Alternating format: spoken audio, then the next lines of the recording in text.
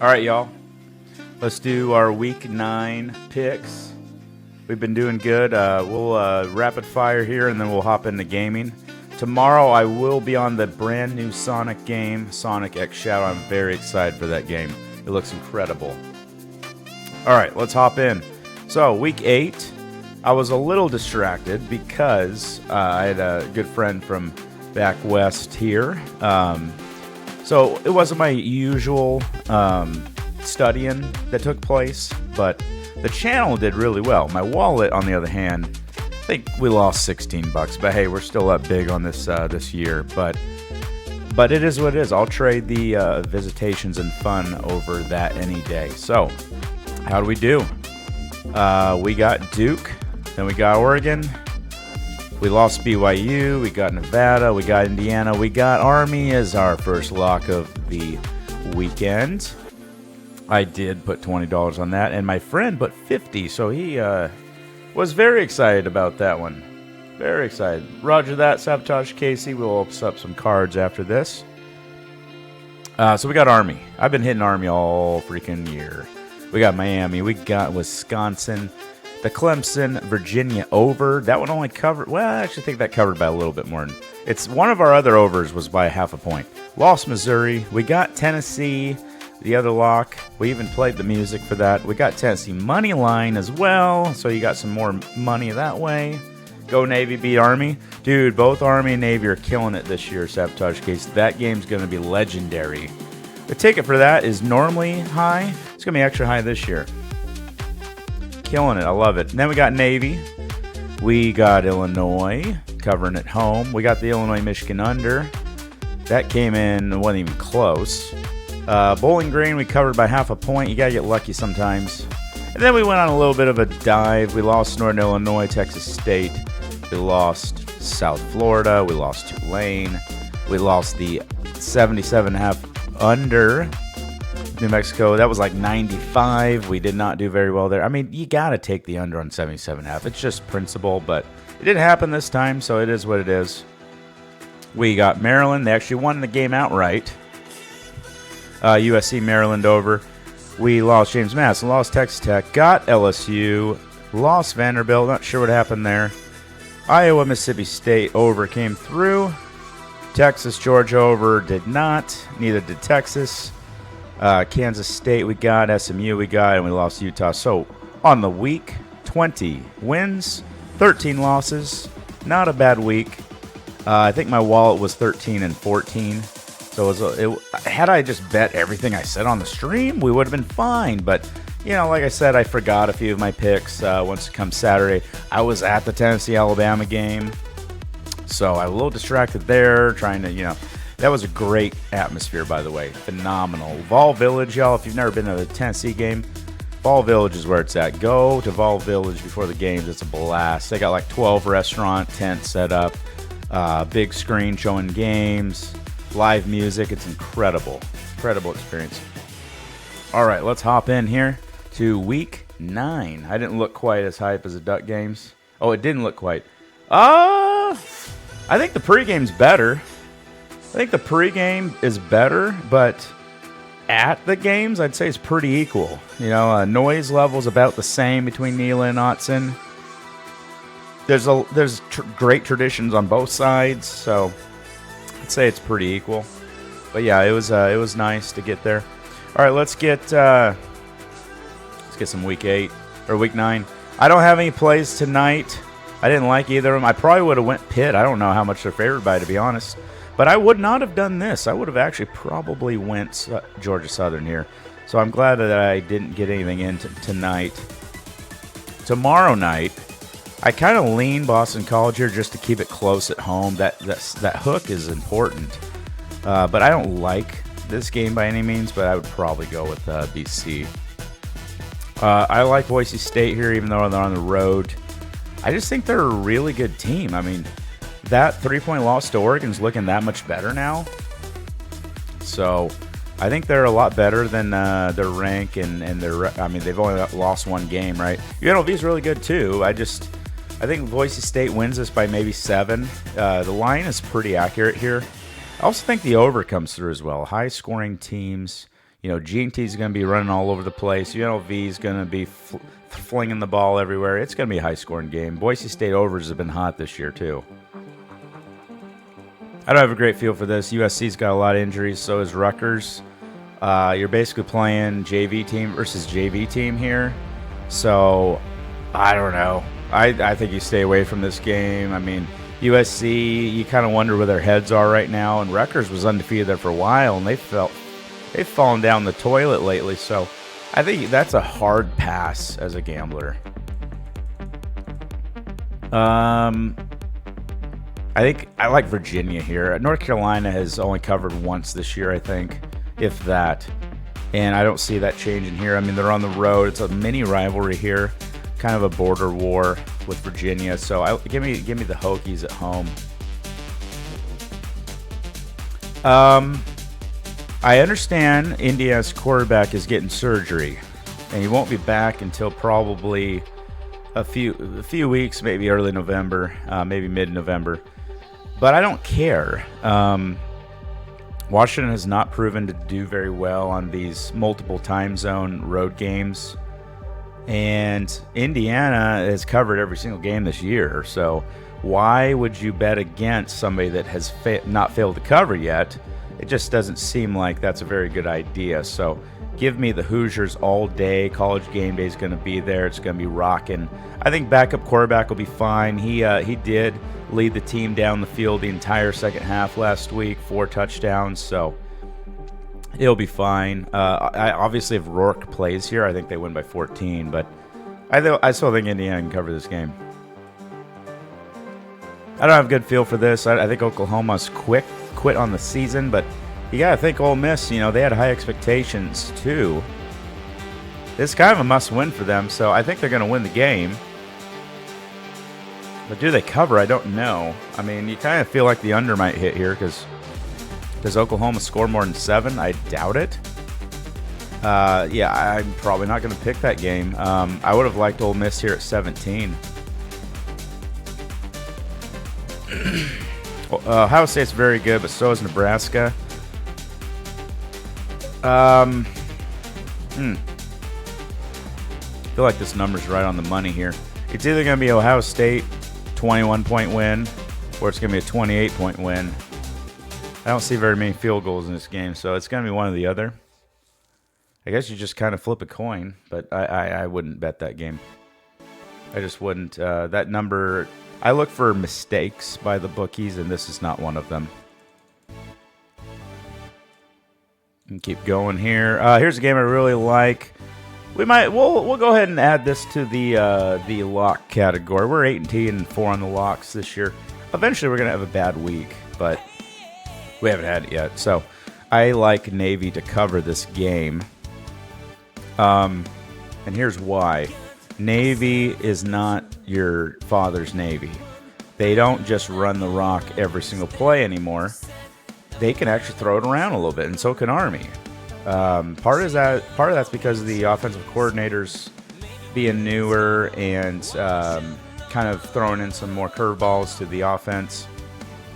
The other part of it is they just have really good quarterbacks. So I think Navy, this neutral site, if I'm not mistaken, rivalry game, they're going to have a lot of possession because they do hoard the ball quite a bit. And so is Notre Dame. They run the rock a lot too, and they have good defense. So I just don't see Notre Dame winning by 2 scores here. I think Navy could even win this game, but I wouldn't say that that's the best play here. I think the best play is just take the 13.5 with Navy. I think they can cover this. I think it's going to be definitely within 10. I also think the under could, well, maybe not actually.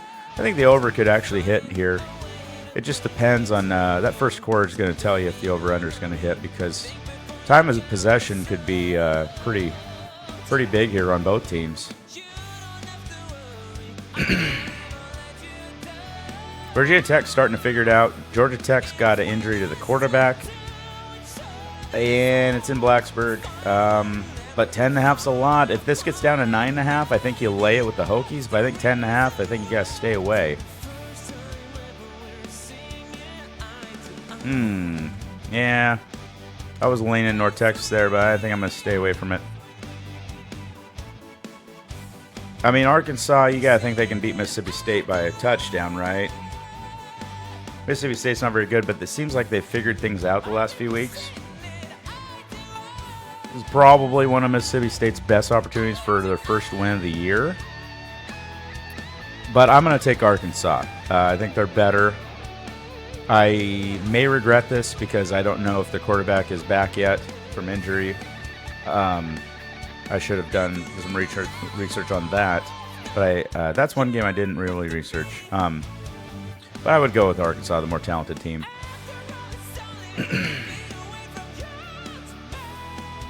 I'm going to stay away from all of these. Tulsa's really bad, though. Maybe you fade Tulsa in every game this year. Just keep that in mind. A lot of people like Bowling Green here, but I actually kind of lean Toledo. I don't love it by any means. I just think Toledo's a pretty good team. And they only got to win by 3. That's going to be a great game, though. That's a very important game in the MAC. I like James Madison against pretty much everybody in Sunbelt. They lost last week, but this Southern Miss team is atrocious. So give me James Madison here. I like it even more if it gets 23.5. That 24.5 right now is an important number because rarely do you cover by 25. You know, you'd like it to be at 24. Rivalry game, TCU, Texas Tech. Usually you go over in this game. Usually a lot of points. I have no idea who's going to win this game, though. I mean, Texas Tech looked fabulous until last week. I don't know what happened. They got killed by Baylor, and I didn't think Baylor was that good. And TCU has been a complete roller coaster. So I think you're nuts if you bet on either of those teams in this game. So I would probably look at the total. But 6.5's a lot, so good luck. I think UConn, Rice is pretty bad. I think UConn can absolutely win this by 7. So I would take the Huskies there. Iowa overs have been hot this year. I think they've only gone the under once. But this is the one time where I probably would take the under because Northwestern can't score. I don't think Northwestern is going to give you more than 10 points here. So you're looking at maybe a 24-10, and that's still 34 points, so you're still under. So yeah, I lean the under here, but keep in mind, overs have been hot with Iowa, but they have not been hot with Northwestern. Quanah, I'm so jealous y'all went to the game. Dude, it was an incredible experience. I had a blast. Fall Village was lit. I was in the stadium an hour early. It was great. Although, man, I don't know if y'all already knew this or not, but seems like that entire campus is uphill in all directions. It's crazy. They don't call it Rocky Top for nothing. Everything's uphill. It's crazy, especially going to the game. It's a little bit of downhill going if you're walking into Old Town, but man, that's a hilly campus. I don't know how the girls in the high heels and dresses do it, especially in the 100-degree humidity. Riddle me this, Batman. How much crowd noise was pumped in that stadium? I'll be honest, Quanah. I don't know if any did. And I'll be honest, I've been to Washington State, Research Stadium, Autzen Stadium, the Mercedes-Benz, and now Neyland. And I'll be honest, Neyland and Autzen are pretty even. Autzen only has 60,000 on a good day at the games, though, whereas Neyland has 100,000. So there's a lot of fans that take plays off at Neyland, whereas nobody takes plays off at Autzen. Everybody's screaming. Everybody's nuts. And I don't just say that as an Oregon fan. I'm telling you, you can't hear in there on big games. You just can't. Just the way it is. It's designed. It's right by the river, just like Neyland is. And the design, the engineering, something to do with that. And the fans they're just ballistic. But I would say Neyland and Autzen are pretty close in noise level. How are we doing, Britt? please say you smoke cigar. I don't smoke, Kwana, and I forgot about the cigar tradition, so I probably would just put one in my mouth and take it a picture. But I wouldn't have smoked it. But no, sorry, I didn't come through for you on that one. But it was a blast. So I was definitely lost my voice at the end of the day. And then going to Nashville on Monday, lost my voice there too, because you got to yell just to have your buddy know what you're saying. Doing good. Glad to hear that, Britt. All right, let's move on here. I like Western Michigan here. Kent State's really bad. I think Western Michigan's one of the better 4 teams in the MAC, so I think they can cover this. I wish it was 17 or 16.5. 17.5 is a lot hairier to deal with there. But if you see that get to 16.5, definitely go with the Broncos there. Oregon, Illinois. So I think Oregon's going to win this game. I think this is kind of a mismatch for Illinois because they run the rock. They're kind of a hard-nosed, smash-mouth team. They can throw it around a little bit this year, but typically Brett Bielema teams run the rock. And Oregon defends the run better than the pass. So it's kind of a mismatch there. I also think the defensive line on Oregon's going to kind of manhandle the O-line of Illinois. So I could see this getting out of hand. But I think the bookies did a really good job with this number. 21.5 is right on where I would have it. So what does that tell you? It means I'm not picking the game because my number is right on their number, and I look for an edge, and there's no edge. So I don't do it. 19.5, I might be persuaded into taking Oregon, but 21.5, I almost would lean Illinois here. I really would, just to cover. I think Oregon wins by like 17, something like that. That's what I feel like they would win by. I think the under comes in here as well. I think Illinois and Oregon are going to get after each other a little bit. I think it's going to just barely be an under here. Oregon unders have hit quite a bit this year. I think Wake Forest could beat Stanford, but I don't feel comfortable picking that game. A lot of people like Akron in this spot, and I don't. I don't think Akron's very good. And Eastern Michigan has covered all but 1 or 2 games this year. So I like Eastern Michigan here, even though they're on the road.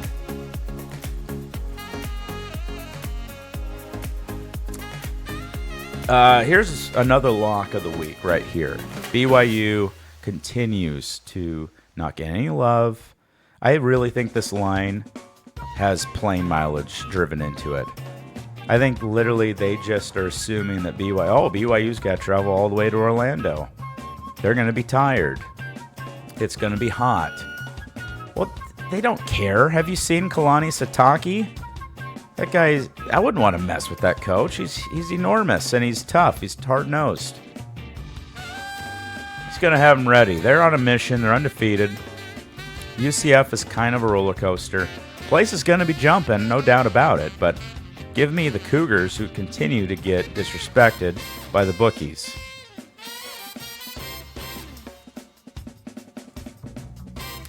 I mean, you're crazy to pick this game because I don't know which Missouri shows up. I don't know which Bama shows up. Is Bama motivated right now? I don't know.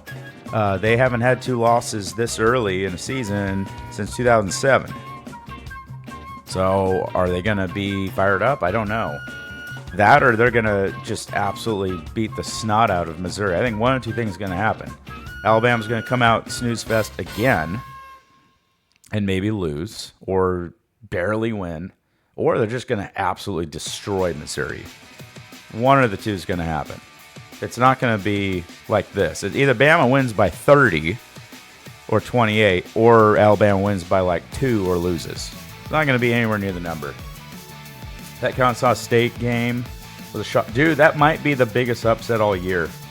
I mean, Kansas State had no wins. Liberty was undefeated. That has to be the biggest upset. 27-point spread, too. Oregon State, Cal, they're going to be fired up to play one of the defects from the Pac-12. I don't know if they can... I mean, Cal's pretty good. But you know Oregon State's going to be fired up here to win, if not keep it close. But, man, this number is right on the money. This is right where I'd have it, too. So, I think if this got to 10.5, I think you got to go to the Beavers. But I think if this got somehow down to 7, I think you have to hammer Cal. But that's a no play for me. Here's a game I like. I don't know if I'm going to put it in the L category. It's close. It's close to the L category. I like Vanderbilt. I don't know why we're disrespecting Vanderbilt here. What is this, the preseason line? Vanderbilt's only got 2 losses, and they've beaten Bama and Kentucky already. Better wins than Texas has. Texas has a win over Michigan. Doesn't look so good anymore. I don't know why they're 18.5-point favorites here. So give me the Commodores just to keep it within the number. It wouldn't be too bad to put maybe $2, a little tiny money line sprinkle on Vanderbilt here too. If you lose, it's $2. Who cares? But if you win, how much would that be, you ask? It's not a bad little pizza money right there. You get $15 out of it, you know? Why not? But I like Vanderbilt to cover here. I think it's a 14-point game. I think you got a little bit of an edge here. Another lock of the week here. UNL Monroe. Why are we disrespecting them here? South Alabama's good, but UNL Monroe, don't they only have 1 loss? What's going on here? Get 7.5? That's not even that far of a drive. We're talking maybe 3 hours. Monroe to Mobile, Alabama. Come on now. So give me the Warhawks all day. That is disrespectful. I think Miami could absolutely blast the living daylights out of Florida State here. It's a rivalry. Typically, you throw out the records, but I think Florida State is officially checked out, and Miami. I don't know. They're gonna mess up somewhere, right? They seem to be playing with fire every single week, but I just think they're that much better than Florida State. I think you gotta take them here. Moving on here. There's not too many more games that I like. I would lean West Virginia here to lose by 3 at Arizona. Maybe win, but I don't like it that much. Under in Utah, Houston. I like that a lot. Utah can't score. Houston can't score. It's basically going to be a punt festival. Another game I really like, LSU getting points. This was at 2.5. A lot of money, sharp money coming in on LSU as expected. Rivalry game, but LSU is just a little bit more talented than Texas A&M. It's going to be loud. It's going to be an awesome environment, but I think Tigers are a little bit better. So I'll take the points there. And we got the Michigan rivalry. Betting Oz's inheritance away? No. We do very small amounts here. Sabotage Casey. But this year we're up like... Well, look at it. We're up 30 units on the show. And because I've gotten some parlays on the side, I think we're up like 50 units. A lot. Quite a bit. Something like that. I have to go look. I got it all in a spreadsheet. I kind of lean Michigan State here. It's a rivalry. Michigan State, they keep it close pretty much every game except for against Oregon and Ohio State. And Michigan, every time they are favored, has not covered. I don't see it changing, so give me Spartans here. Low-scoring slugfest. I like Wisconsin here, too. If this gets a 7.5, I think that moves on over to the lock category here. But Penn State, I know they're number 3 in the country, but they don't look like number 3 in the country to me. They look like more like 13. No hard feelings there. But that's just what it looks like. And Wisconsin seems to have found something. They've blasted Northwestern last week. They blasted Rutgers the week before. They're starting to score quite a bit, and they look good at USC. I think Wisconsin has found something. The jump around is going to get the students fired up, and I think they keep it close, maybe win the game. Yeah, I mean, you got to go to Kentucky here, right? Kentucky at home. Auburn's not very good. They only got to win by 3. Yeah, you got to take Kentucky there. I don't know why Duke's getting so many points. This was 12.5. SMU's really good. But Duke's at home. I don't know. I feel like they lose by 10. It's not a very big edge here, though. Maybe they lose by 7. I've been riding Kansas State a lot the past few weeks, but this is a rivalry game. So I think if you see this get to 10.5, you got to take Kansas. But I think right now you'd be comfortable taking Kansas State at 9.5. But it's a rivalry, so you probably just want to go with the over. And I think now we like one more game here. I like Cincinnati to cover at Colorado. Colorado's good.